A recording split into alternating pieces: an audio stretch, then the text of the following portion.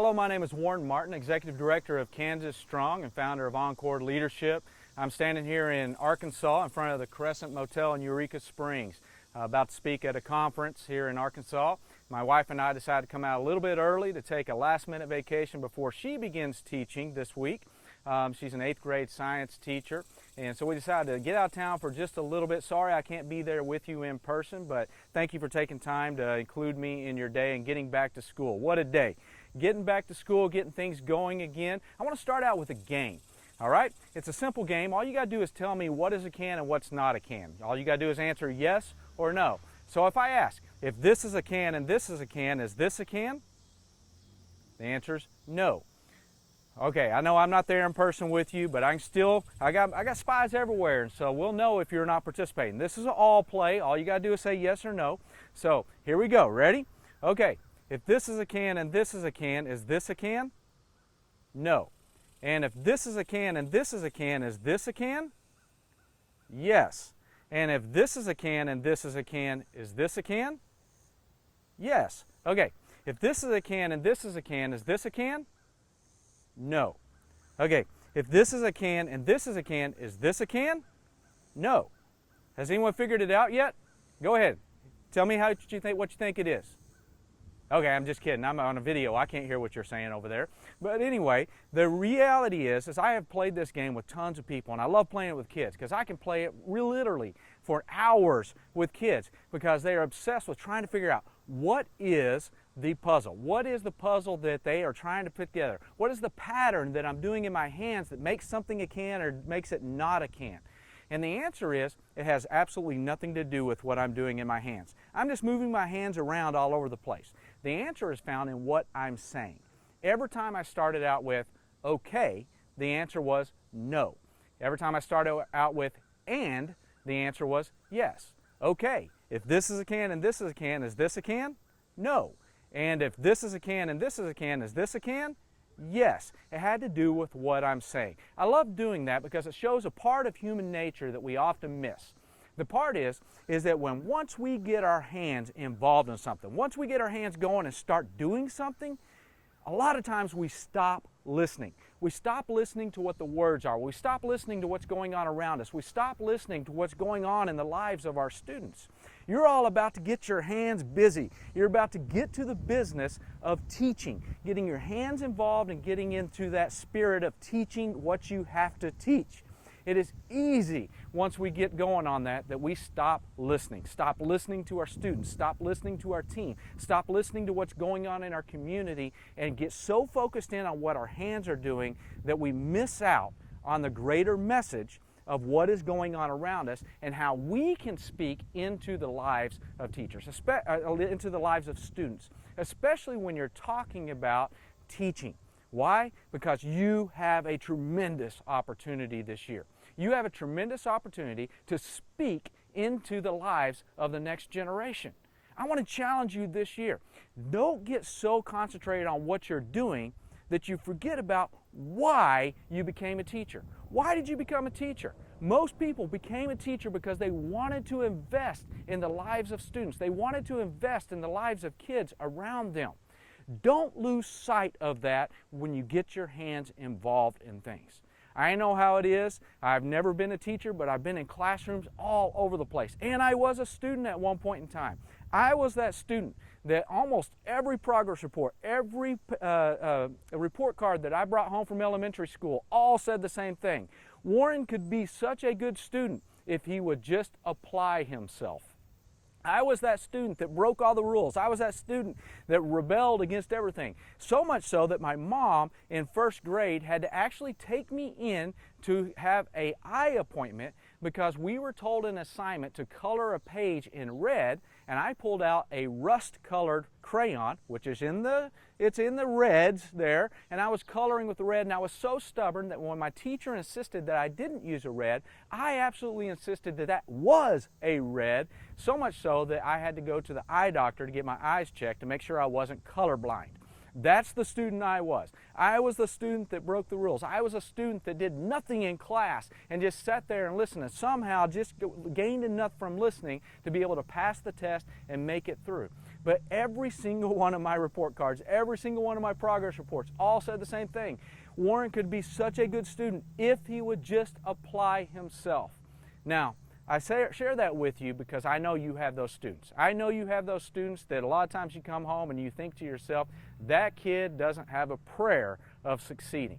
I want to challenge you. That kid does have a prayer. That kid has a prayer, and you are an important part of making that possible. You are an important part of that child's future. Planting seeds that you may never see come to fruition. Planting seeds that you may never see bloom. Since I have graduated from school, I have had the privilege of being able to sit down and eat lunch with a king. I have had the privilege of being able to dine with first ladies and vice president. I have been able to work with generals. I have been able to work with CEOs from all over the place, from generals and admirals on military bases. I've done leadership training on 7 different military bases around the country. I've worked with corporations across the United States. I've worked with ministries across the United States. I've worked in 28 different countries, investing in the lives of other people. But it didn't just happen. It started with teachers who saw that I could be so much more if I would just apply myself, and they continually encouraged me. They continually put forward ideas. They continually challenged me to become a better student. And from my elementary days until I graduated third in my class in high school, I began to make that change that continued on through my life, but was inspired by teachers. By my kindergartner teacher that challenged me to be creative. By my first grade teacher that saw that I was such a stubborn student but didn't give up on me and just continued to challenge me. My 5th grade teacher that encouraged me through my parents' divorce and hugged me and prayed with me and talked with me on a regular basis. With my Mrs. Southerth in 8th grade, who taught English. Of all things, English. I hate English. But yet she taught English, and she taught me how to work hard to be a good student, and gave me the basics for the writing aspects of my career that I actually have used as much as I've used anything else. To my coach, Coach Richard Luscombe, who invested in me and challenged me and literally turned my life around by teaching me how to be a good sport and how to win as a good sport. And to Mr. Shaw, my principal, who forced me to take typing at a time when only females took typing, because he knew the computer age was coming and he knew I would need those skills, and he forced me to take typing because he knew that I was going to be more than what I was in high school. Those are the students that you have. Students that you have the ability to invest in, students that you have the ability to inspire, students that you have the ability to change, students that you have the ability to invest in such a way that you might see that change in their lives. But other students, you may never see the change. You may never see the fruit that comes from those seeds. But I promise you, every day that you go into that classroom, you're going to be planting seeds in those students' lives. And I want to challenge you, don't get so focused on teaching that you forget why you became a teacher. You became a teacher to speak into the lives of other students.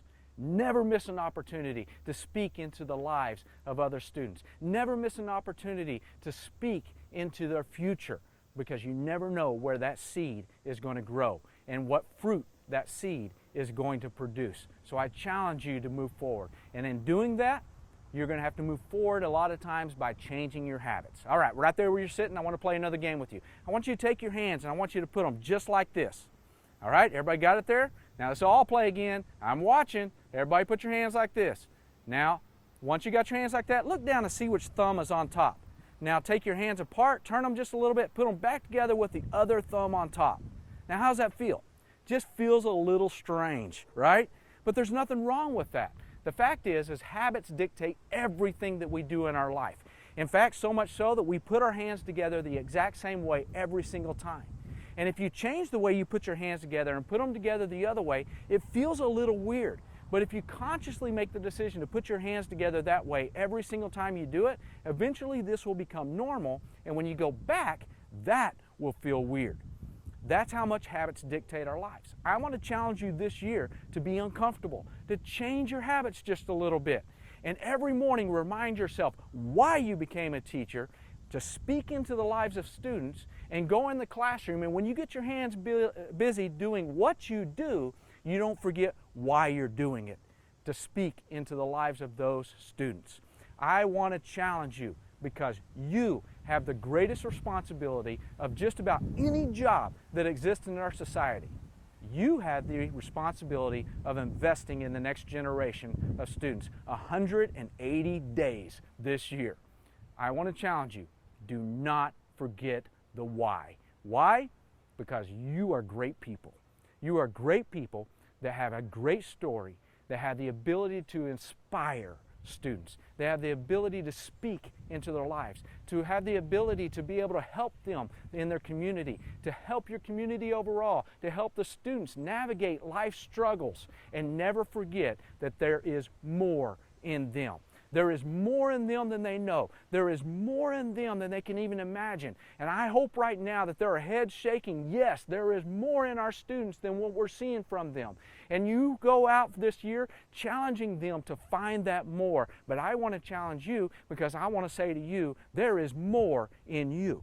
I don't care if this is your first year teaching or if you've been teaching for 30 years. There is more in you. God still has you on this planet at this point in time for a reason, because there is more in you. And you have the ability to invest this year for 180 days into the lives of students. Plant those seeds that you may never see the fruit from, but I promise you, like me and like my teachers that may have never seen the fruit that came from my life, there will become fruit.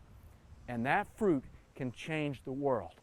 That fruit can change everything. That fruit can change communities. It can certainly change that individual student's life.